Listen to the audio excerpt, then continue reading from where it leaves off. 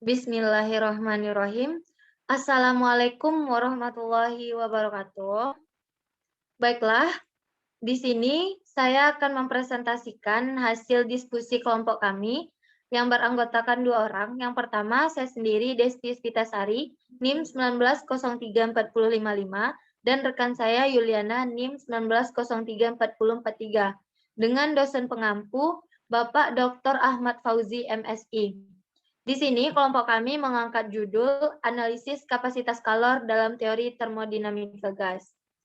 Untuk selanjutnya, materi selanjutnya akan disampaikan oleh rekan saya, Yuliana. Kepada Yuliana, disilahkan.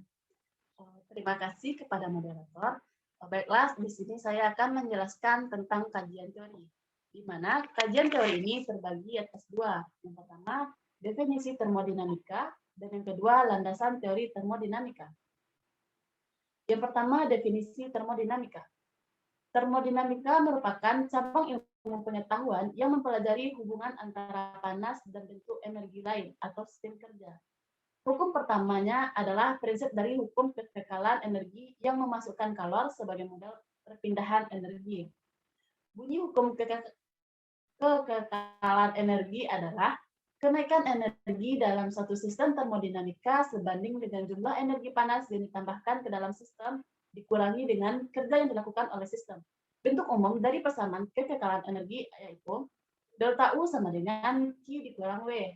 Dengan delta U perubahan energi dalam, Q adalah kalor, dan W adalah kerja.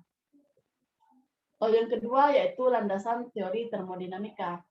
Hukum termodinamika terkait dengan entropi. Hukum ketiga termodinamika terkait dengan temperatur absolut. Untuk beberapa persamaan umum yang sering digunakan yaitu yang pertama usaha yang dilakukan pada gas. Dengan persamaan W sama dengan integral V menuju V2 dikali dengan VdV. Rumus yang kedua, usaha yang dilakukan oleh gas pada tekanan tetap. Dengan persamaan W sama dengan P dikali dengan delta V sama dengan P dikali V2 dikurang V1. Untuk persamaan perubahan energi dalam, delta U sama dengan U2 dikurang dengan U1. Perubahan energi dalam pada gas monoatomik dengan persamaan delta U sama dengan 3/2 N dikali R dikali delta T sama dengan 3/2 N dikali R dikali T2 dikurang T1. Untuk perubahan energi dalam pada gas diatomik dengan persamaan delta U sama dengan 5/2 N dikali R dikali delta T sama dengan 5/2 N dikali R dikali kurang T1. Dengan keterangan delta U sama dengan perubahan volume, delta V sama dengan perubahan volume, delta U sama dengan perubahan energi dalam, U2 energi dalam keadaan akhir, dan U1 energi dalam keadaan awal. Baiklah, saya kembalikan kepada moderator. Baiklah, untuk materi selanjutnya yaitu pembahasan, di mana pembahasan ini terdapat 3 materi. Yang pertama, sistem termodinamika sederhana. Yang kedua, proses-proses yang terdapat pada termodinamika. Dan yang ketiga adalah contoh percobaan termodinamika. Untuk yang pertama, sistem termodinamika sederhana. Suatu sistem termodinamika adalah suatu massa atau daerah yang dipilih untuk dijadikan objek analisis. Dalam aplikasinya, batas sistem merupakan bagian dari sistem maupun lingkungannya dan dapat tetap atau dapat berubah posisi atau bergerak. Dalam termodinamika ada dua jenis sistem, yaitu sistem tertutup dan sistem terbuka. Dalam sistem tertutup, massa dalam sistem yang dianalisis tetap dan tidak ada massa keluar dari sistem atau masuk ke dalam sistem, tetapi volumenya bisa berubah. Dalam sistem terbuka, energi dan massa dapat keluar sistem atau masuk ke dalam sistem melewati batas sistem. Secara umum, proses perpindahan panas ini terjadi dari temperatur tinggi ke temperatur yang rendah. Materi yang kedua yaitu proses-proses yang terdapat pada termodinamika. Terdapat 3 macam proses perpindahan energi kalor. Proses tersebut adalah perpindahan energi secara konduksi, konveksi, dan radiasi. Konduksi adalah proses perpindahan kalor dari suatu bagian benda padat atau material ke bagian lainnya. Dalam proses perpindahan kalor, secara konduksi terdapat laju hantaran kalor.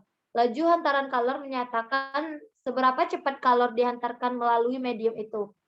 Terdapat besaran-besaran yang mempengaruhi dalam laju hantaran kalor, yaitu luas permukaan benda, panjang atau tebal benda, perbedaan suhu antar ujung benda, dan juga dipengaruhi oleh suatu besaran K yang disebut konduktivitas termal.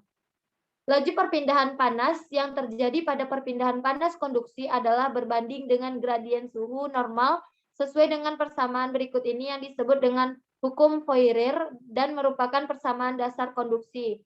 Persamaan dasar konduksi yaitu Q sama dengan K dikali A dikali dt per dx. Yang ketiga yaitu contoh percobaan termodinamika. Untuk menentukan konsep laju hantaran kalor, maka dibuatlah alat percobaan laju hantaran kalor dengan menggunakan pemanas air serta bahan uji silinder pejal. Desain alat tersebut adalah dapat dilihat pada PPT yang ditampilkan. Itu merupakan gambar percobaan laju hantaran kalor dengan menggunakan pemanas air. Pada beberapa jenis bahan laju hantarannya berbeda-beda. Hal ini berarti laju hantaran kalor dipengaruhi oleh jenis bahan penghantar yang digunakan. Laju hantaran kalor atau H dipengaruhi oleh suatu ketetapan K, yaitu suatu besaran fisis yang disebut konduktivitas termal yang dimiliki oleh bahan penghantar yang digunakan. Sehingga laju hantaran kalor dapat dituliskan sebagai H sama dengan K dikali A dikali delta T per I. Baiklah, untuk materi selanjutnya akan disampaikan oleh Yuliana. Kepada Yuliana disilahkan. Baiklah, saya akan melanjutkan menjelaskan tentang kesimpulan. Kesimpulan pertama yaitu termodinamika merupakan cabang ilmu yang mempelajari kalor atau panas dan cara perpindahannya. Perpindahan kalor adalah perpindahan energi yang terjadi pada benda atau material yang bersuhu tinggi ke benda atau material yang bersuhu rendah, hingga tercapainya kesetimbangan panas. Perpindahan panas hanya akan terjadi apabila terdapat dua perbedaan antara bagian benda. Kesimpulan yang kedua, hukum pertama adalah prinsip dari hukum kekekalan energi yang memasukkan kalor sebagai modal perpindahan energi. Menurut hukum pertama ini, energi dalam suatu benda dapat ditingkatkan dengan menambahkan kalor ke benda tersebut atau melakukan usaha pada benda. Yang ketiga, terdapat 3 macam proses perpindahan kalor. Proses tersebut adalah perpindahan energi secara konduksi, konveksi, dan radiasi. Yang keempat, proses perpindahan kalor secara konduksi terdapat laju hantaran kalor. Laju hantaran kalor menyatakan seberapa cepat kalor dihantarkan melalui medium itu. Terdapat besaran-besaran yang mempengaruhi dalam laju hantaran kalor, yaitu luas permukaan benda, panjang atau tebal benda, perbedaan suhu antar ujung benda, dan juga dipengaruhi oleh suatu besaran K yang disebut konduktivitas termal. Baiklah, saya kembalikan kepada moderator. Baiklah, hanya itu hasil diskusi dari kelompok kami. Jika ada salah kata kami mohon maaf. Saya akhiri dengan Assalamualaikum warahmatullahi wabarakatuh.